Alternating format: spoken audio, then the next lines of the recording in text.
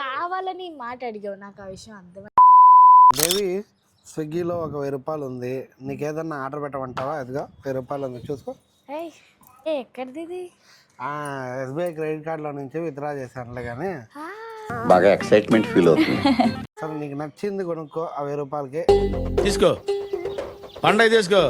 కాకపోతే ఒకే ఒక కండిషన్. అదే చాక్లెట్ వ్యాఫిల్ ఒకటి, ఐస్ క్రీమ్ ఒకటి, ఇంకా పనీర్ బిర్యానీ.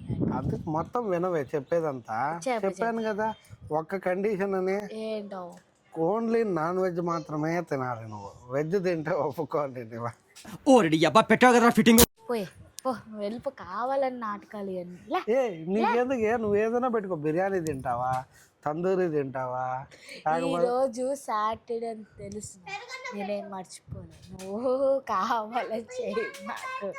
ఎలా కావాలి? సరే, ఈ ఆఫర్ ఏదో రేపు కుమ్మేస్తారు. రేపు ఇస్తే నా అసలు అమ్ముకోవాలి.